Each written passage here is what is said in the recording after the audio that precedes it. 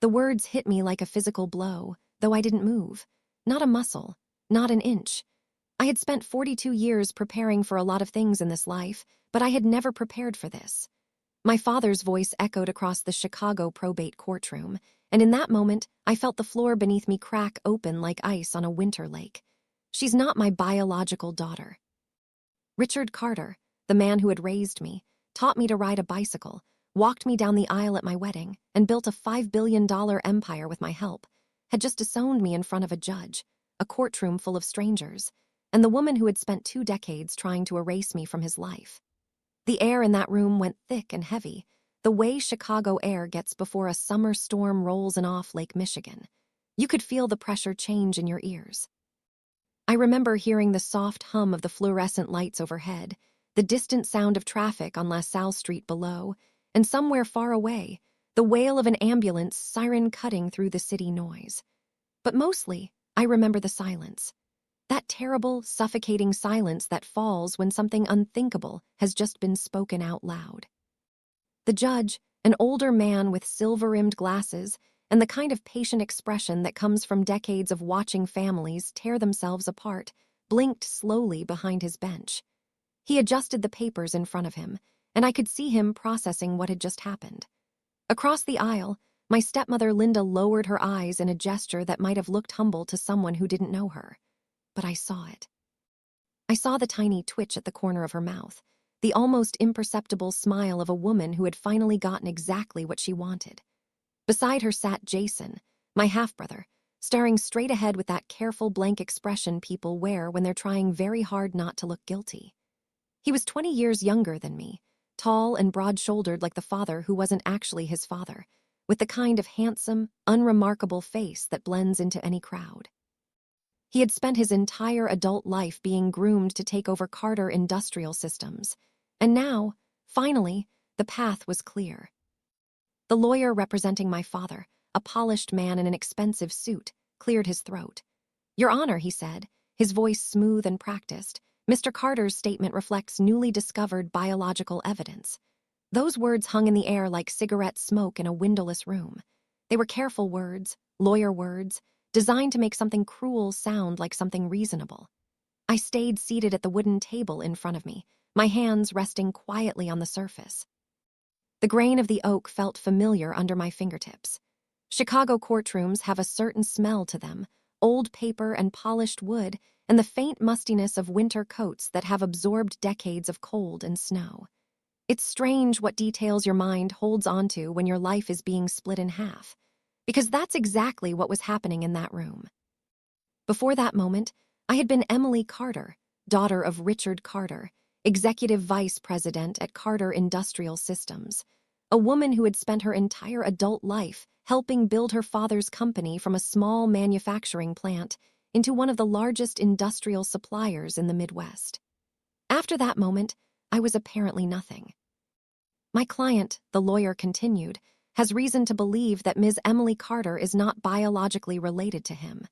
Therefore, she has no legal claim to the Carter family estate or its holdings." Behind me, someone in the courtroom whispered something to their neighbor.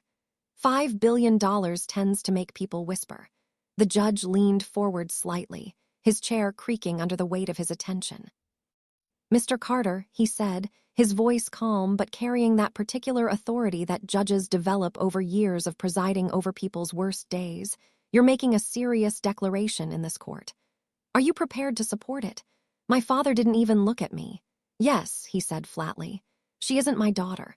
I studied the back of his head as he spoke. Same gray hair I used to watch from the passenger seat of his old pickup truck when I was a child, riding with him to the factory on Saturday mornings. The same broad shoulders that once carried me on his back during company picnics when I was small enough to still believe that my father could do anything. I had spent most of my life believing Richard Carter was a man of principle, a man of his word, a man who valued loyalty above all else. But something had changed in the last few years.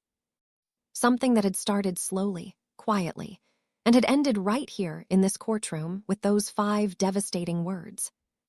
My lawyer, a patient man named Harold Kaplan who had practiced family law in Cook County for nearly 40 years, leaned slightly toward me. His shoulder brushed mine, a small gesture of solidarity in a room that felt suddenly very cold. "Are you okay?" he whispered. I nodded once. "I'm fine." The truth was, I had expected this moment. Maybe not the exact words, maybe not the public drama of my father shouting it in open court, but the betrayal itself. That part hadn't surprised me in a long time. I had seen it coming the way you see storm clouds gathering on the horizon. You tell yourself maybe the wind will change direction, maybe it will blow over, but deep down you know better. You know what's coming. The judge adjusted a folder on his desk and looked toward me. "Ms. Carter," he said, "do you have a response to your father's claim?" I slowly stood. The room felt different when you were the only one standing. Colder, larger, more exposed. "My response, Your Honor," I said carefully, "is that this issue didn't appear until very recently." That was true. For 42 years, no one had ever questioned whether I belonged in the Carter family. Not when my mother was alive. Not when I graduated high school at the top of my class. Not when I earned my business degree from Northwestern University. Not when my father appointed me to the company board 15 years ago. For decades, I was simply Richard Carter's daughter until Linda arrived. But I didn't say that last part out loud. Not yet. "My client has DNA evidence," the opposing lawyer said, cutting through my thoughts. DNA. There it was. That word rolled around the room like a marble on a hardwood floor, bouncing off the walls and settling into the corners. Science can change families faster than any argument. Science doesn't care about birthday parties or Christmas mornings or the thousands of small moments that make up a life. Science speaks in probabilities and markers and percentages, and in a courtroom, science has a way of sounding like truth even when the truth is far more complicated than any test can measure. The judge looked back at me. "Ms. Carter." I reached down and slowly opened the leather briefcase at my feet. Inside was a simple manila folder. The paper inside it weighed almost nothing, just a few sheets of printed results and analysis, but I had a feeling it might change everything. I closed the briefcase again without removing the folder. "Not yet. My response," I repeated calmly, "is that I'd like the opportunity to present evidence before the court accepts that claim." The judge nodded. "That seems reasonable." Across the aisle, Linda's eyes flickered toward my briefcase. She was watching me the way a hawk watches a field mouse, waiting for any sign of weakness, any hint of fear. Jason shifted in his chair, and for the first time since the hearing began, my father turned slightly in my direction. Not enough to look at me, not directly, but enough to notice the folder I had touched. And for just a moment, I saw something cross his face. It was there and gone in an instant, but I recognized it. Fear. That was when I knew. Whatever truth lived inside that envelope, he wasn't ready for it, and neither were they. I rested my hand quietly on the briefcase and waited. Because sometimes the most powerful moment in a courtroom isn't when someone speaks. It's when everyone realizes something is coming, and they don't know what it is. The tension in that room was thick enough to taste, metallic and sharp. If I wasn't Richard Carter's daughter, then why had he spent the last 5 years trying so hard to make sure no one ever looked too closely at the truth? That question would soon have an answer. And when it did, someone in that courtroom was going to wish they had never opened this case. After the judge granted permission for both sides to present evidence, he called a short recess. The courtroom began to stir as people stood, stretched, whispered to their neighbors. Lawyers stepped into the hallway to make phone calls. The soft scrape of chairs echoed across the room. I stayed seated. At my age, you learn something about storms. Sometimes it's best to sit still and let the thunder pass over you before you decide where to walk next. As I sat there in that quiet Chicago courtroom, waiting for the hearing to resume, my mind drifted backward. Decades backward. To a time when the Carter name meant something very different. Back when the company was small. Back when my father still smiled. I grew up in a modest brick house in Naperville, Illinois, about 30 miles west of downtown Chicago. In the late 1970s and early 1980s, Naperville wasn't the bustling, affluent suburb it is today. Back then, it still felt like a small town, a place where people waved to each other at stoplights, and you could walk into the hardware store and the owner knew your name by heart. My father, Richard Carter, was not a billionaire in those days. He was a man with grease under his fingernails and a stubborn dream that refused to let him sleep. Carter Industrial Systems had started in a rented warehouse near the Fox River, a drafty building with creaky floors and windows that rattled whenever a truck drove past. At the time, it was just my father, two ancient machines he had bought at auction, and a small team of men making custom metal parts for local manufacturers. I used to sit on an old wooden stool in the corner of that warehouse, doing my homework while the machines hummed and clanked around me. The smell of warm metal and machine oil still brings those memories back, sharp and vivid. It's the smell of my childhood. My mother, Sarah Carter, believed in my father more than anyone else in the world. She kept the books for the business from our kitchen table, spreading invoices and ledgers across the surface every night after dinner, while my father talked about orders and contracts, and the customers who might give them their big break. They were partners in every sense of the word. I was their only child, and in those early years, my father never treated me like anything less than part of the company. He would wave me over to one of the machines, crouching down so we were at eye level. "Come here, Em," he'd say, his hands still dirty from work. "You want to understand something about business?" I'd nod eagerly, always eager for his attention, his approval. "Machines break," he'd say, wiping his hands on a rag. "Deals fall through. People disappoint you. But people remember how you treat them. That's the real currency in this life." Looking back now, those were lessons meant for adults, heavy concepts that most children don't have to think about. But I listened carefully, absorbing every word. When you're a child watching your parents build something from nothing, you understand instinctively that their work matters, and that someday it might matter to you too. By the time I reached high school, the company had grown enough to move into a larger facility outside Aurora. My father had 20 employees by then. We even had a real office building with a glass door and a reception desk where a woman named Carol answered the phones and kept track of appointments. I worked there during summers, starting with sweeping floors and sorting invoices, eventually working my way up to answering phones and helping customers. My father never gave me special treatment. If anything, he was harder on me than the other employees. "If you're going to work here," he'd say, his voice gruff but not unkind, "you earn it. No shortcuts, no free rides. You work harder than everyone else and you prove you belong." I respected him for that. I understood even then that he was teaching me something important about the world. My mother used to laugh about it. "Your father doesn't believe in shortcuts," she told me once while we were cooking dinner together, the kitchen filled with the warm smell of garlic and onions. She was stirring a pot of sauce on the stove, her dark hair pulled back in a ponytail, her face flushed from the heat. "That's okay," I said, chopping vegetables beside her. "Neither do I," she smiled at me in that warm, quiet way she had. My mother had a gift for bringing peace into any room she entered. Even when the company faced tough years, and there were a few of those, she never let worry take over the house. She believed in my father's vision, and she believed in our family, and that was enough for her. She made it enough for all of us. Then, when I was 21 years old, everything changed. The diagnosis came quickly, dropped into our lives like a stone into still water. Ovarian cancer. Advanced. I still remember the afternoon my father told me. We were sitting in the hospital cafeteria, surrounded by the beeping of machines and the hushed voices of other families living through their own worst days.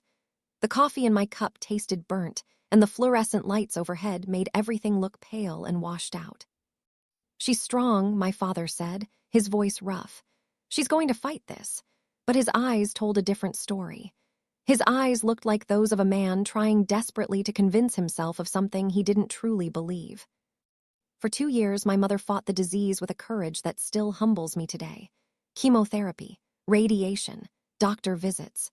Quiet nights when she was too tired to sit up in bed, when the pain was written in the lines of her face but she refused to complain. Through it all, she never stopped asking about the company. How were orders this month? She'd ask my father when he visited her room. "Are the boys at the factory doing okay? Did you sign that contract with the automotive supplier?" My father would force a smile and tell her everything was fine, that she should focus on getting better. She passed away when I was 23, on a cold Tuesday in November. I remember the sky outside her hospital window was gray and flat, like a sheet of unfinished paper. The house felt empty after that.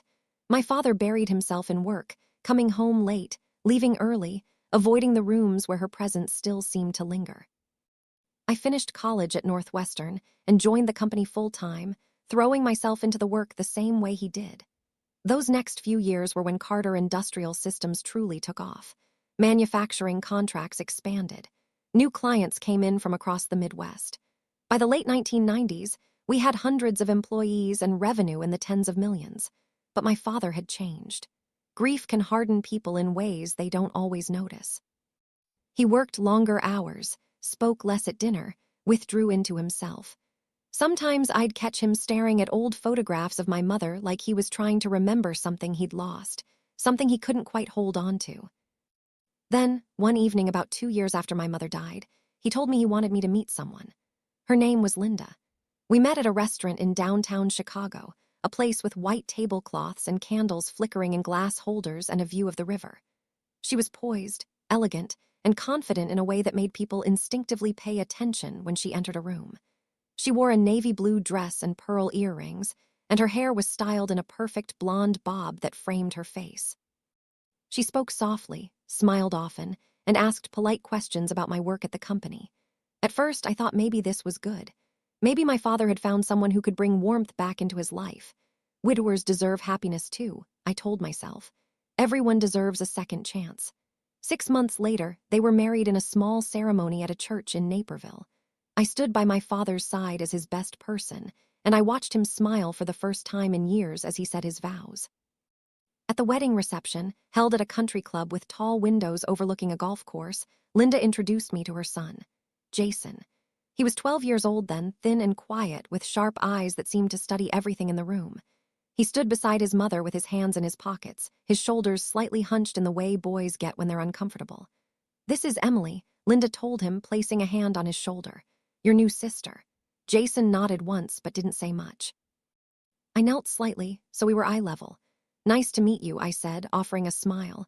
"I'm looking forward to getting to know you." He shrugged, a small movement that could have meant anything. I didn't think much of it at the time. Kids that age are awkward with strangers. Step-parent families are complicated. Everyone needs time to adjust. But looking back now, that moment might have been the first small shift in a long series of changes that would eventually lead to that courtroom. Because after Linda moved into our house, things began to rearrange themselves. At first, the changes were subtle. New furniture appeared in the living room. The family photographs on the mantel were shifted to make room for pictures of Jason.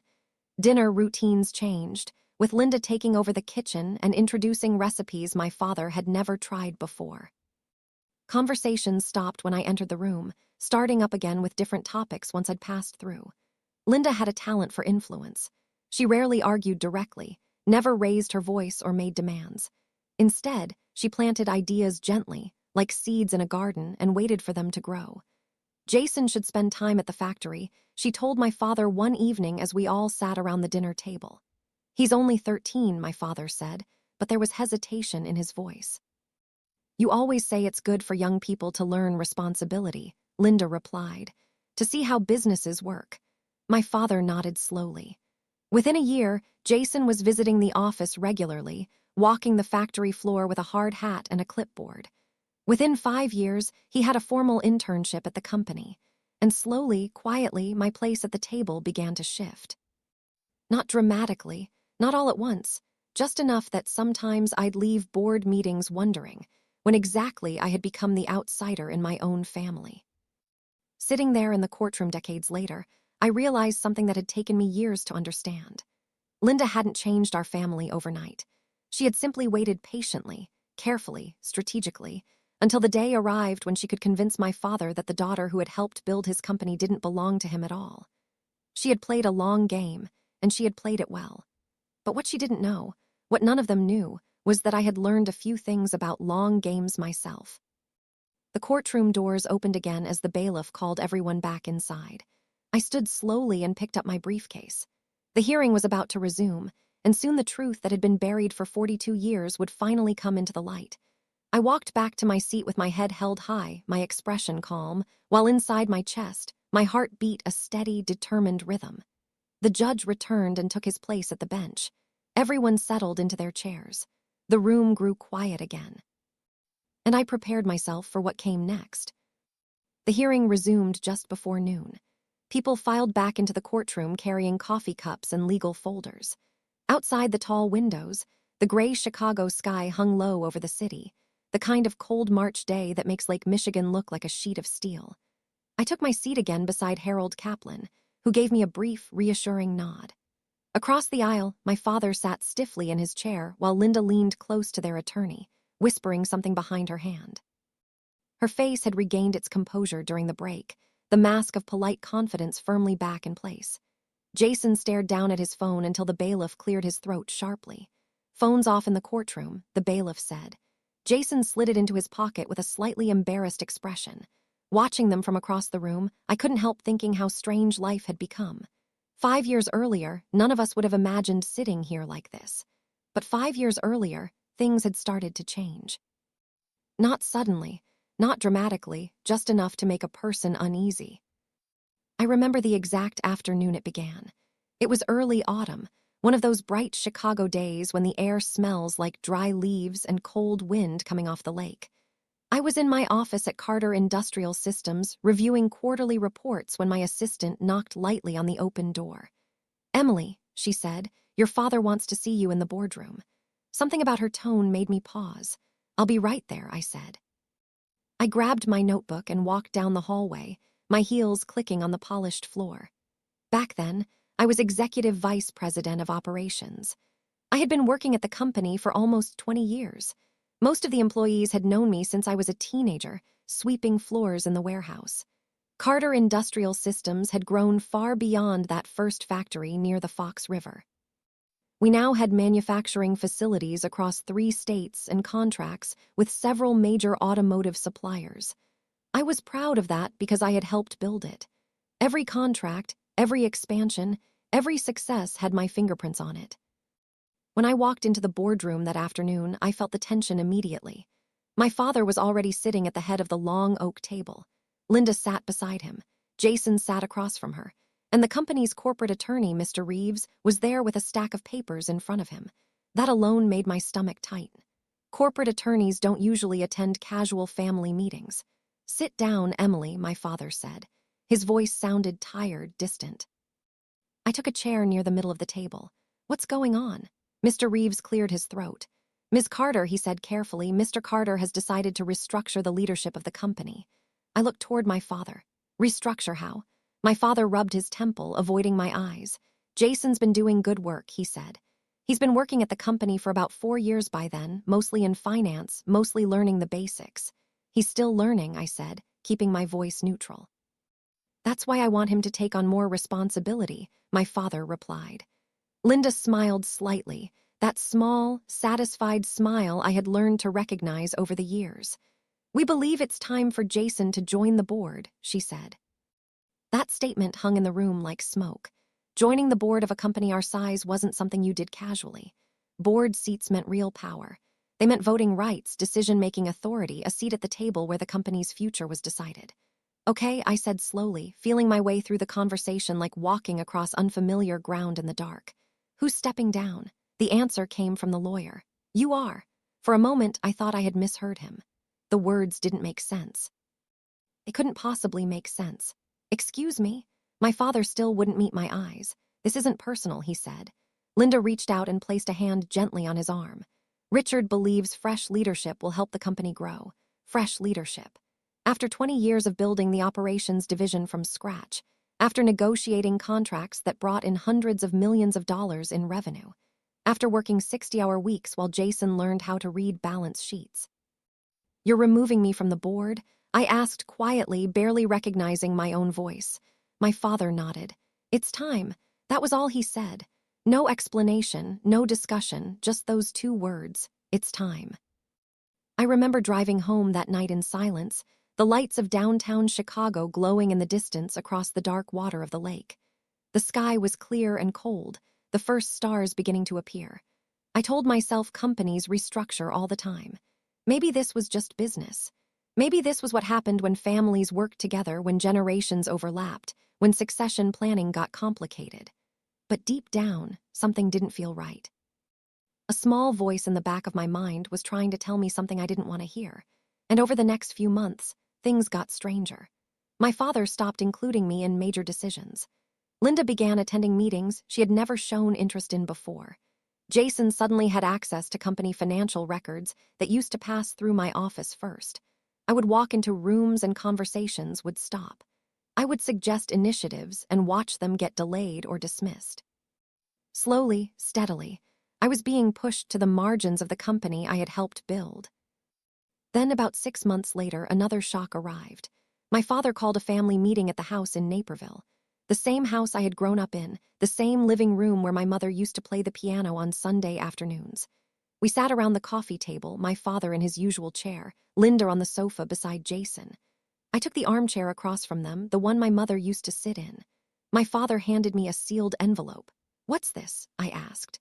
"My updated will," he said. I opened it. The document inside was short, simple, and devastating. Nearly all of his ownership shares in Carter Industrial Systems, shares worth billions, were being left to Jason. My portion had been reduced to a small trust fund, the kind of inheritance a distant relative might receive. A gesture, really. A token. "Dad," I said slowly, feeling the words catch in my throat, "this has to be a mistake." "It's not. You always told me the company would stay in the family." "It will," he replied. I stared at him, searching for some sign of the man who had raised me, the man who had taught me about hard work and loyalty and keeping your word. "I am family," I said. Linda shifted in her chair. "Richard," she murmured, "maybe we should explain the reasoning." My father avoided my eyes again. "I've made my decision." I left the house that night feeling like something had broken inside our family. Something that might never be put back together.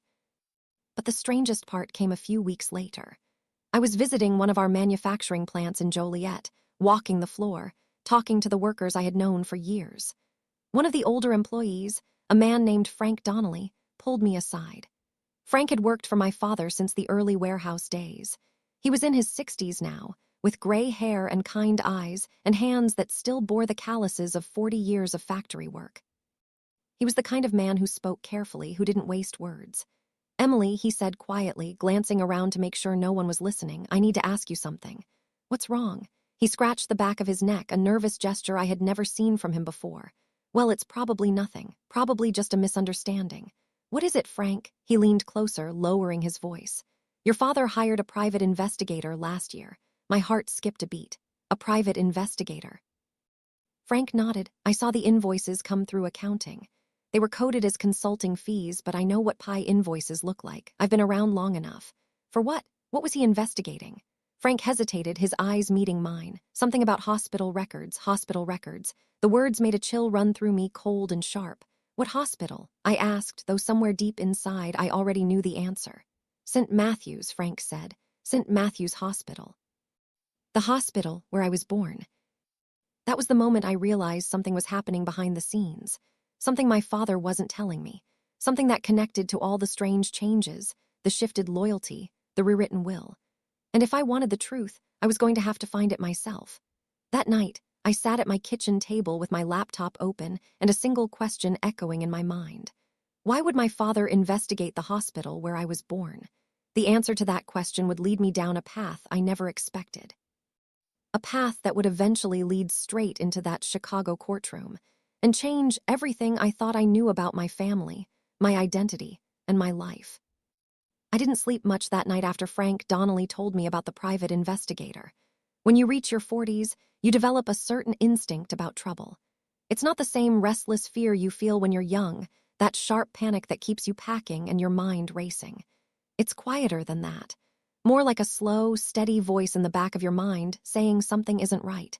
And once you hear that voice, it's hard to ignore. I sat at my kitchen table in my townhouse, overlooking the river in downtown Naperville.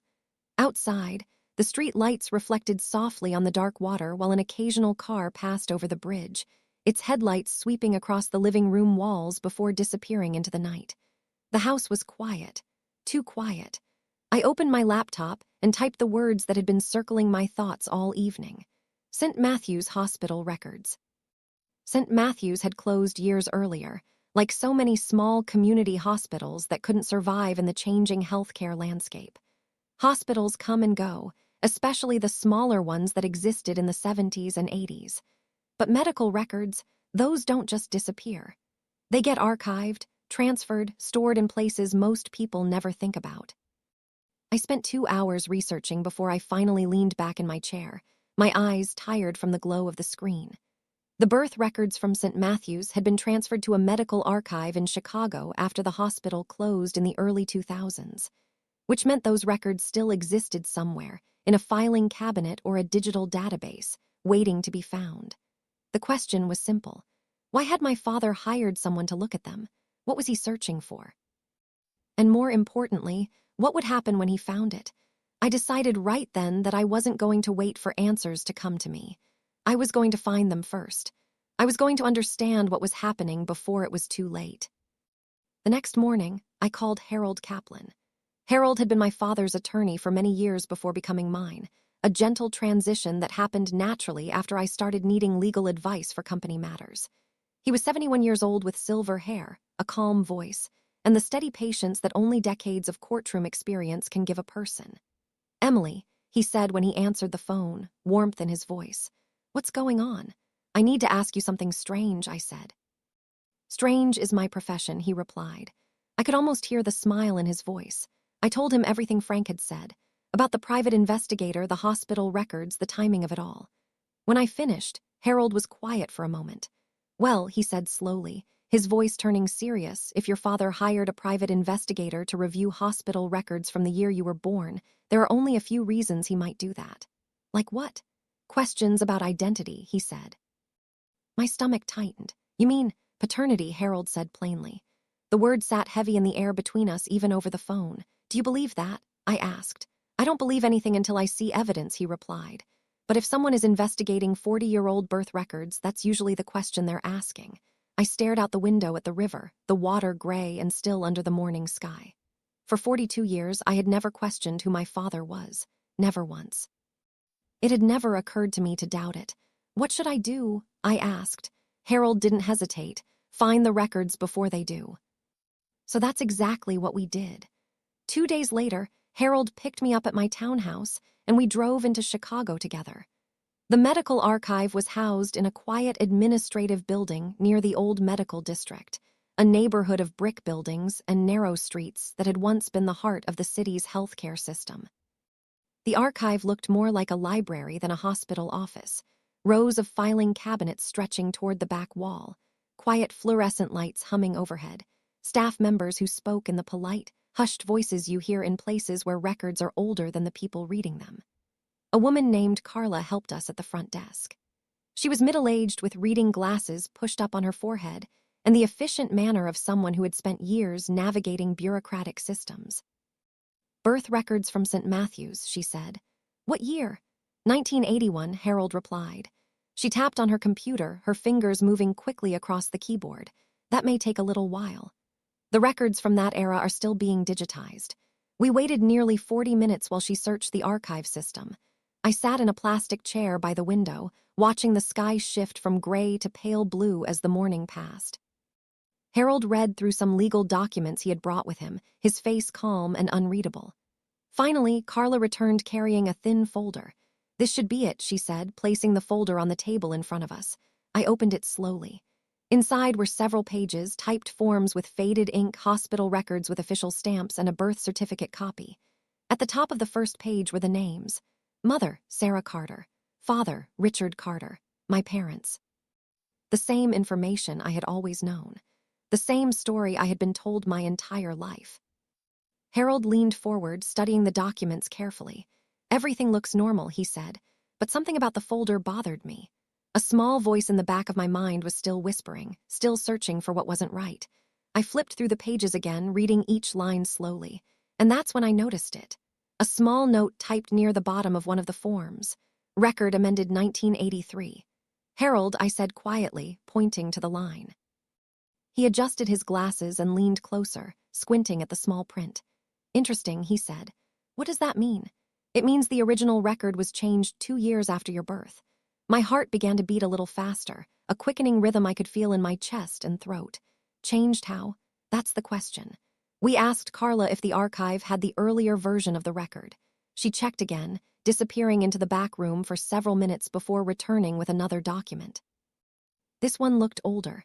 The paper had faded slightly with time, the edges soft and worn. But the information at the top made my breath catch in my throat. The mother's name was still listed as Sarah Carter, but the father's name was blank. Harold looked at me carefully over his glasses. "Well," he said softly, "that explains why someone hired a private investigator." My hands felt cold. I rubbed them together unconsciously. "So what does this mean?" "It means that at the time you were born, the hospital didn't list a father." I stared down at the paper. My entire life. I had believed my birth certificate told a simple story. A story of a mother and a father and a daughter born into a loving family. But now I was looking at proof that something about that story had been changed 2 years after I was born. "Could someone have added my father's name later?" I asked. "Yes," Harold said. "That happens sometimes if the parents file an amended certificate. Maybe they weren't married at the time of birth, or there was an administrative error, or they wanted to officially establish paternity. But why would they wait 2 years? That," he said, "is something we'll need to investigate." Over the next few weeks, Harold and I started digging deeper. We contacted a genetic specialist who could explain what DNA testing might reveal. We quietly ordered DNA test kits and submitted samples. We tracked down retired hospital staff who might remember how things worked at St. Matthew's in the early 80s. We found a nurse named Margaret Bell. She was 82 years old and living in a small retirement community outside Evanston, in a tidy apartment with photographs of children and grandchildren arranged on every surface. When we visited her, she studied my face for a long moment, her eyes cloudy with age but still sharp. "You look just like your mother," she said gently. "You remember her?" "Oh yes," Margaret said, nodding slowly. "Your mother was a lovely woman. She used to bring you in for checkups. Such a happy baby." I hesitated, unsure how to ask what I needed to ask. "Do you remember anything unusual about the day I was born? About that time period at the hospital?" Margaret grew thoughtful, her wrinkled hands folded in her lap. "Well," she said slowly, "hospitals were busier in those days. Not like today with all the computers and the fancy equipment. We did things on paper, and sometimes things got mixed up." "What kind of mix-ups?" I asked, holding my breath. Margaret looked at both of us, her expression serious. "The kind that can change families forever," she said. Those words stayed with me the entire drive home, because by that point, we had already sent our DNA samples to the lab, and in about 3 weeks, we were going to find out the truth, whatever that truth might be. But even then, sitting in that quiet retirement community with Margaret Bell's words echoing in my mind, I had a feeling this story was going to be bigger than anyone expected. Much bigger. And when the results finally came back, someone in my family was going to wish they had never opened this door. When the judge called the courtroom back to order, the wooden gavel made a sharp crack that seemed to settle everyone into their seats. The afternoon session was beginning, and we had reached the point everyone had been waiting for. The evidence phase. Across the aisle, Linda's attorney stood up first. His name was Daniel Hargrave, one of those polished Chicago lawyers who looked like he had stepped out of a magazine advertisement for expensive suits. He carried himself with the confidence of a man who had won many cases and expected to win this one too. "Your Honor," he began smoothly, "the matter before the court is simple." Nothing about this situation felt simple to me. "Mr. Richard Carter," he continued, "has reason to believe that Ms. Emily Carter is not his biological daughter. Recent genetic testing supports this claim." He lifted a thin folder. "Therefore, under Illinois inheritance law, Ms. Carter cannot claim biological status as a Carter heir. Mr. Carter's revised estate plan, which grants controlling company shares to his son Jason Carter, should stand." Jason shifted slightly in his chair when his name was spoken. Linda folded her hands neatly in her lap, the picture of composure. My father stared straight ahead, his jaw tight. Hargrave walked slowly across the courtroom floor and handed a document to the judge. "Preliminary DNA analysis," he said. "It indicates no biological relationship between Mr. Carter and Ms. Emily Carter." The judge read silently for several seconds. I watched his eyes move across the page, watched his expression remain carefully neutral. Finally, he looked up. "Ms. Carter," he said, turning toward me, "do you dispute these findings?" My lawyer, Harold Kaplan, remained seated beside me, calm as ever. He had practiced law long enough to understand timing. Sometimes silence is the most powerful tool in a courtroom.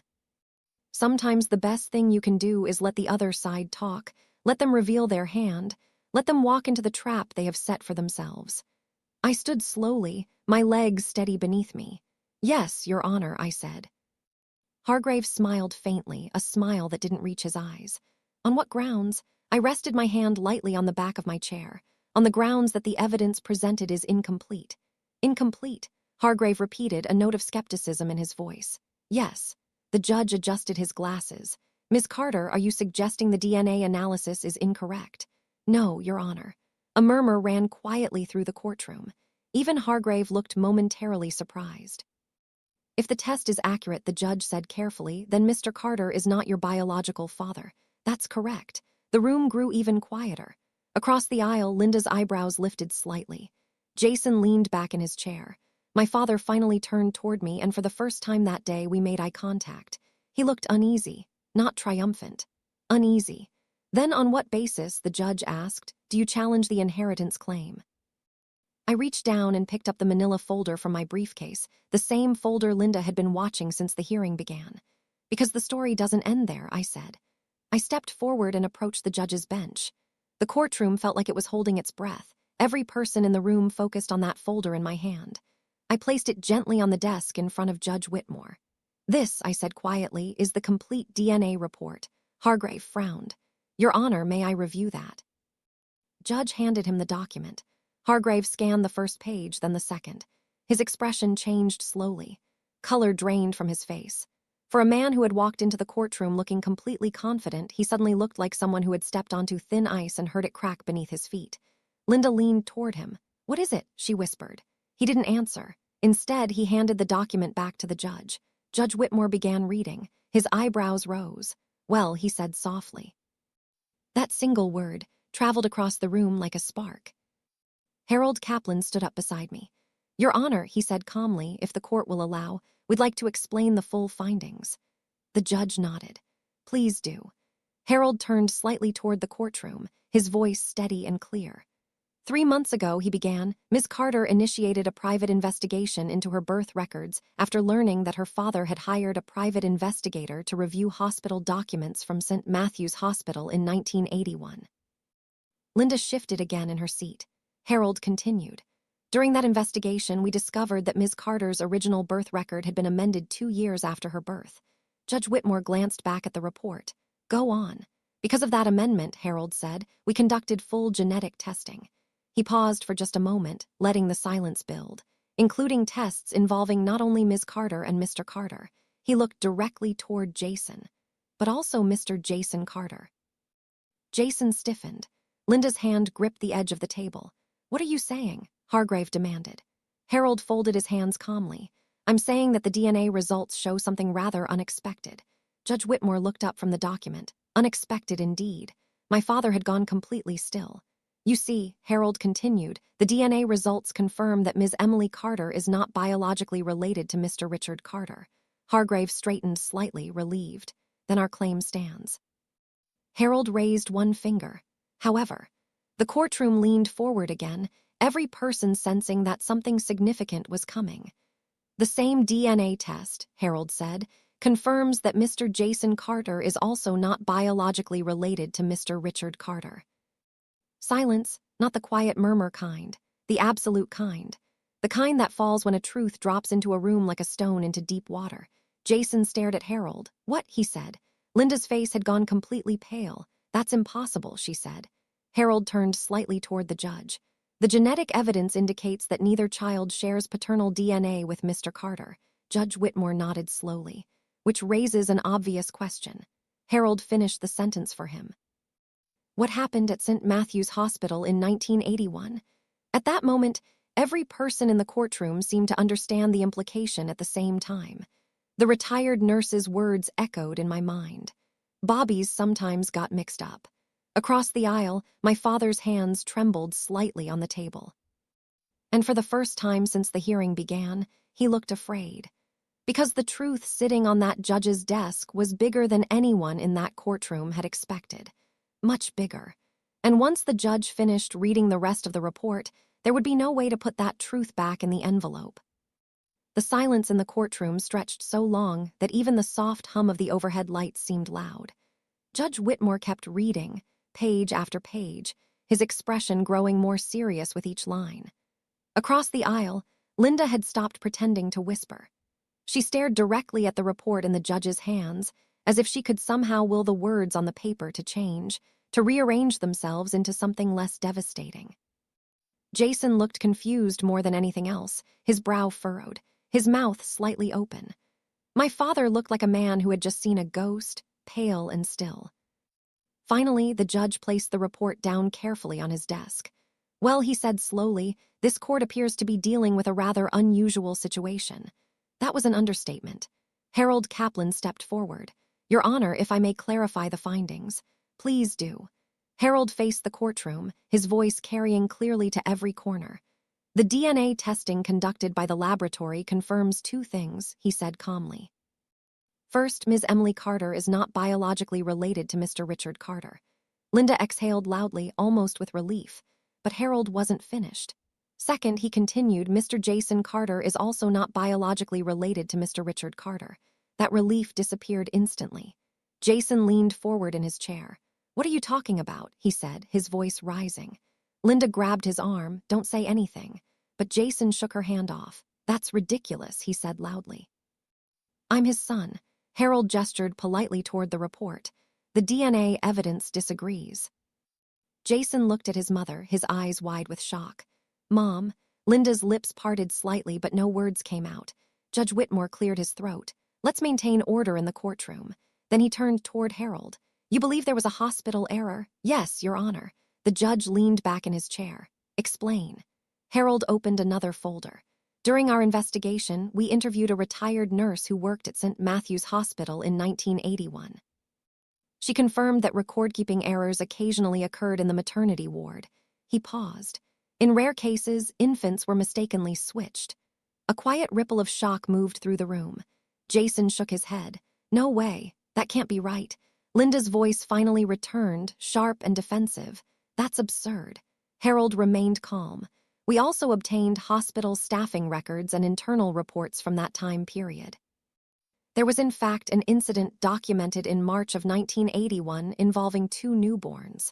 The judge looked down at the file again. And Miss Carter was born in March of 1981. Yes. I felt dozens of eyes in the courtroom shift toward me. 42 years. That's how long I had lived believing one version of my story. Now, in the span of 15 minutes, that story had completely unraveled. Judge Whitmore steepled his fingers. Mr. Carter, he said, looking toward my father, were you aware of this possibility before today? My father's jaw tightened. For several seconds, he said nothing. I could see the conflict in his face, the struggle between pride and truth. Then he nodded slowly. Yes, the courtroom erupted. Gasps, whispers, the sound of people shifting in their seats. Even the court reporter stopped typing for a moment. You knew, I said before I could stop myself. My voice echoed across the room, sharper than I intended. My father still wouldn't look at me. Yes, he said quietly. How long? Years. The word hit me harder than anything else that day. Harder than the original announcement. Harder than the DNA evidence. Years. Judge Whitmore leaned forward again. Mr. Carter, please explain. My father rubbed his forehead, his hand trembling slightly. About 5 years ago, he said, Linda found something. Linda stiffened beside him. A letter, he continued. The judge frowned. What kind of letter? My father finally looked at me, really looked at me, and his eyes were filled with something I had never seen before. Shame. Your mother left it, he said. My chest tightened. My mother, he nodded. She wrote it shortly before she died. The room seemed to shrink around me. What did it say? My father swallowed, his throat working. She had discovered the hospital records. She believed there had been a mix-up. The words hung there between us. A mix-up, two Bobbies, two families. A mistake that had shaped both our lives in ways none of us could have imagined. Jason stared at his mother again. Did you know about this? Linda shook her head quickly. No, but the tremor in her voice betrayed her. My father continued speaking.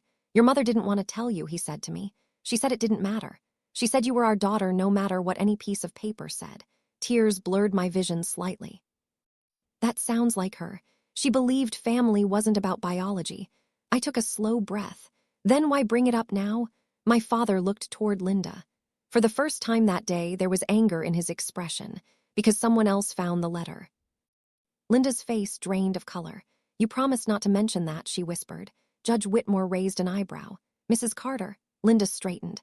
I found the letter after Richard moved his office files, she said stiffly. And then she hesitated, her composure cracking. I thought the company should belong to Jason. Because you believed Ms. Carter wasn't biologically related. Yes. And you didn't consider that your son might also be unrelated. Linda didn't answer. The silence was answer enough. Jason looked like someone had just pulled the floor out from under him. You mean none of us, he said. Harold spoke quietly. The DNA evidence suggests both children may have been switched with other families. Jason leaned back, stunned. Judge Whitmore tapped the desk lightly. This court is not here to determine who belongs to which biological family, he said firmly. 42 years later, such determinations would be extraordinarily difficult and, frankly, beyond the scope of this proceeding. He looked at the estate documents. We are here to determine legal inheritance. He turned toward me. Ms. Carter was raised as Mr. Carter's daughter, then toward Jason, and Mr. Jason Carter was raised as his son. He folded his hands. Both individuals worked within the company and were treated as family members. Harold nodded. Correct. However, the judge continued, the evidence shows Ms. Carter spent decades building the company's operational structure, contributing significantly to its growth and value. Hargrave shifted uneasily. Judge Whitmore's voice grew firm. Under Illinois law, inheritance rights are not determined solely by DNA when legal parentage and contribution to the estate are clearly established. He picked up the gavel. Therefore, everyone in the room leaned forward. The court recognizes Ms. Emily Carter as a rightful heir to the Carter estate and corporate holdings. My breath caught. And based on the existing share structure prior to the disputed will, he brought the gavel down with a sharp crack. Ms. Carter retains controlling shares of Carter Industrial Systems. The sound echoed through the courtroom. For a moment, no one spoke. Then slowly, people began to move again, lawyers gathering papers, spectators murmuring to each other. Jason stared at the table. Linda looked like someone who had just watched years of careful planning collapse into dust. And my father. My father finally turned toward me fully for the first time in 5 years. But the story wasn't over yet, because there were still words between us that had never been spoken. And the most important conversation of my life was about to happen outside that courtroom. When the hearing ended, people didn't leave the courtroom right away. That's the thing about a family secret. Even when the judge closes the file and the lawyers gather their papers, the truth keeps moving through the room long after the legal part is over. I stood beside the counsel table, one hand resting on the back of the chair while Harold Kaplan quietly packed his briefcase. Well, he said, adjusting his glasses, I've had more peaceful Tuesdays. Despite everything, I let out a small laugh. Thank you, Harold. He gave me one of those old-fashioned nods men his age sometimes give when they mean more than they want to say out loud. You did the hard part, Emily. You found the truth. The rest is just paperwork. Across the room, Jason still hadn't moved. Linda was speaking to Daniel Hargrave in a quick, angry whisper, but her voice had lost all the polish it carried earlier that morning. She looked smaller now. Not older exactly, just smaller. Like someone whose certainty had finally cracked. My father stood a few feet away from them, not speaking at all. For the first time in years, he looked less like Richard Carter, industrial giant, and more like the tired widower who had sat in a hospital cafeteria 20 years ago and tried to pretend my mother was going to be all right. I picked up my coat and turned to leave. Emily, it was my father.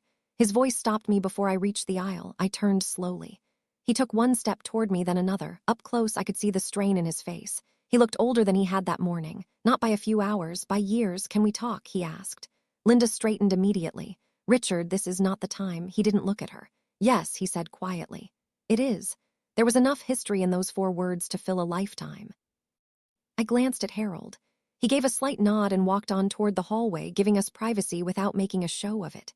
Jason stood too, uncertain. Dad. My father turned toward him. His expression softened. Not now, son. That word hung in the air a moment. Son. And I realized that for all the blood tests and legal arguments and hospital mistakes, some bonds survive because people decide they will. Jason lowered his eyes and sat back down. I followed my father out into the hallway. The corridor outside probate court was lined with old benches and bulletin boards no one read unless they had to. A vending machine hummed near the elevators. Somewhere farther down the hall, a bailiff was laughing at something another clerk had said. Ordinary courthouse life going on as if the world hadn't just shifted beneath my feet. My father and I stood near a tall window overlooking downtown Chicago. For a while, neither of us spoke. We just watched the city move below us, cars and people going about their ordinary lives, unaware of the extraordinary things that happened in courtrooms every day. Finally, I said, "How long were you going to let me believe I meant nothing to you?" He closed his eyes briefly. "That's not what this was. It looked that way from where I was standing." He nodded once. "I know." The honesty of that answer disarmed me more than an excuse would have. He placed both hands on the windowsill and stared out at the city. "Your mother told me after she found the records," he said. "She was already sick by then." I stayed quiet. She had gone back through some hospital paperwork. One of the birth records didn't match the amended certificate. Then she started asking questions. He swallowed. "She believed there had been a switch, and she didn't tell me. She said you were our daughter because we raised you. She said if we went chasing biology after all those years, we might destroy more lives than we healed." That sounded exactly like my mother. Careful, thoughtful, more concerned with other people's pain than her own. I folded my arms against the chill by the window. "Then why did you change the will?" He took a long breath. "Because I was angry at me, at life." He shook his head. "At your mother for dying, at myself for never dealing with any of it. At the fact that once Linda found that letter, everything in this house became a fight. There it was. Not a grand confession, not a speech worthy of television, just the plain, unflattering truth. Sometimes that's how real people talk when they're finally too tired to lie." She kept saying the company should go to Jason, he continued. That blood mattered. That legacy mattered. After a while, he stopped and rubbed his forehead. After a while, I let myself start thinking in those terms too. I looked at him carefully. "You shouted it in court." His face tightened. "I know, no father should ever do that." "No," he said. "He shouldn't." For the first time that day, his voice broke. "I'm sorry, Emily." I had imagined that moment so many times over the previous 5 years that when it finally came, it didn't feel dramatic. It felt sad. Just deeply, plainly sad. Because apologies do not give your lost years back. They do not restore birthdays that passed in silence or holidays spent in polite distance or board meetings where people looked past you like you were already gone. But still, a sincere apology matters. Especially when you're old enough to understand how rare one can be. I asked the question that had lived inside me for years. "Did you ever love me less?" He turned and looked at me directly. "Never." Tears filled my eyes before I could stop them. "Then why did you make me fight this hard?" He answered with the kind of truth no one likes but many families know. "Because pride is a terrible thing when it settles into a house and no one throws it out." We stood there a long time, watching the city below. Then I said something I had not planned to say. "I'm not going to destroy Linda." His brows lifted slightly. "You could." "Yes," I said, "but I'm not going to." That was the moment I realized the revenge part of my story was over. Not because justice hadn't mattered. It had. The truth mattered. The ruling mattered. Protecting what I had built mattered. But if I spent the rest of my life trying to punish everyone who hurt me, then all I'd really be doing was handing them the rest of my years too. A week later, I held my first official meeting as chairwoman of Carter Industrial Systems. The boardroom was the same one where, 5 years earlier, I had been told I was being removed from my position. Now I sat at the head of the table. I kept Jason in the company, not because he had earned control of it, but because he had worked there, and because none of this mess was his fault either. We put him in a structured executive development role under a senior operations team in Ohio, far from Linda's influence and close to the actual work. It was the best place for him to learn who he was without someone whispering in his ear. As for Linda, she left the board entirely. I didn't sue her. I didn't humiliate her in the press. I simply let the truth do what truth does over time. It settled where it belonged. In the months that followed, I created a foundation in my mother's name to support foster children, adoptees, and adults searching for family records after hospital errors or broken placements. We funded counseling, legal support, and reunification services where possible. Because one thing this ordeal taught me is that family truth is not just emotional. It's practical. It affects identity, inheritance, medical history, and peace of mind. So that's the lesson I carry now. Love your family while you can. Tell the truth before it hardens into damage. Write a clear will. Keep your records. And never confuse inheritance with worth. Blood can tell you where you started, but love, sacrifice, and steady presence, that's what tells the real story of who raised you, who stood by you, and who belongs in your heart. My father and I are still healing. Some wounds close slowly. But we have dinner now twice a month, usually on Sundays. Sometimes we talk business. Sometimes we talk about my mother. Sometimes we just sit in the quiet and let that be enough. At our age, reconciliation rarely looks dramatic. It looks like showing up. It looks like humility. It looks like trying again. And if this story touched something in your own life, something about family or forgiveness or the quiet truths people carry for years, I hope you'll take a moment to reflect on it. Maybe share it with someone who needs it. Some stories end in victory. The better ones end in wisdom.